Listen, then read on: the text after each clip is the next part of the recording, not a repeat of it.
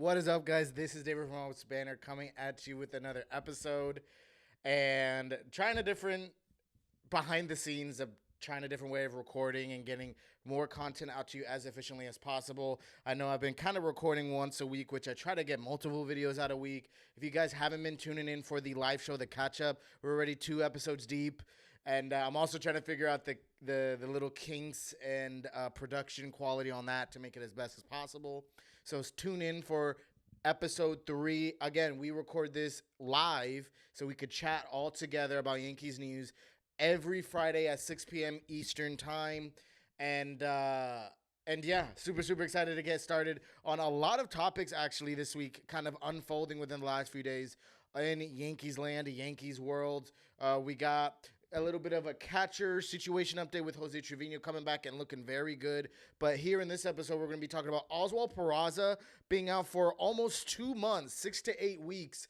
And he has an injury with his throwing arm.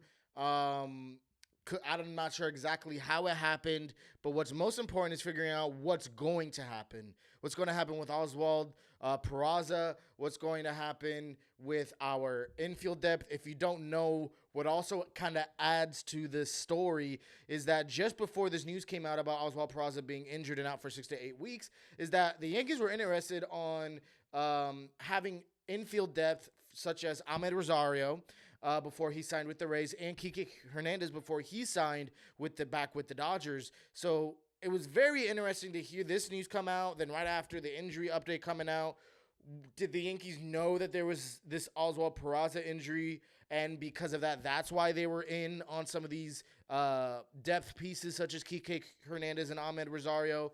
Who knows? Or were they looking to kind of replace Oswald Peraza in that sense by getting these depth pieces? I'll be honest.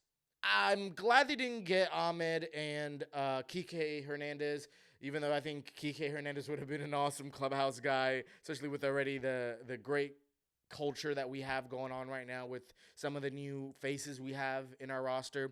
But we have guys like Oswaldo Cabrera, which is not going to tear the cover off the ball. He's actually kind of struggling in spring training, along with Oswald Peraza. But he does have that infield depth. Very good defense as well and can play outfield as well. And I feel like we have some other guys that can kind of have that shine. But I understand the Yankees doing their due diligence there to figure out how they can build depth in a 162-game season. But more on Oswald Peraza. What's going to happen now? I would think if the Yankees were already looking for depth, they're going to continue to look for depth. Not sure what kind of names are out there. You guys let me know down in the comments if there's any names out there in infield depth that the Yankees may want to tap into. I think why not go internally? But maybe they feel like they may not be ready yet. But this just is heartbreaking for Oswald Peraza.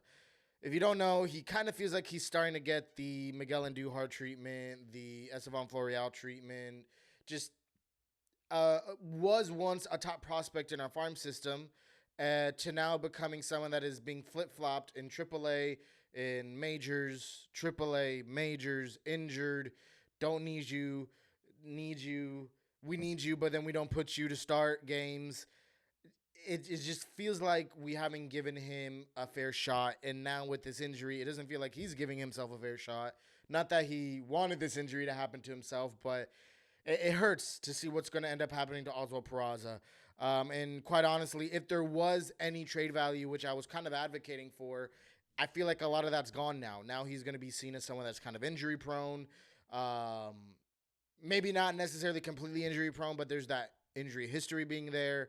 And with him being tossed up and down in AAA and majors, he hasn't gained any value. If anything, his value has been diminished.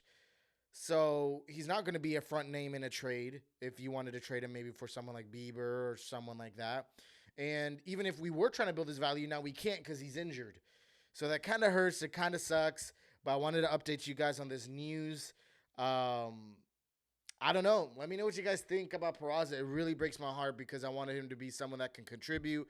He still could be someone that could contribute. He could come back. Listen, he could come back in 2 months. He's probably going to come back maybe around the same time that Dominguez may come back. Who knows? And he may contribute very well.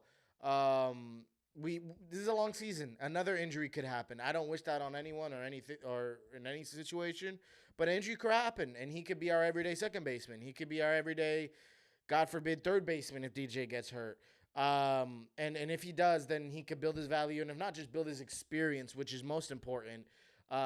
Beyond just trading, he may be an important piece in 2025. We may need a second baseman because the Yankees don't look like um, they're super aggressive in trying to re-sign Glaber, despite Glaber wanting to come back.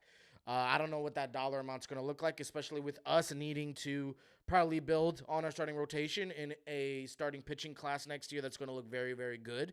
And on top of that, we also have Juan Soto that we got to make sure and absolutely positively make sure we re-sign.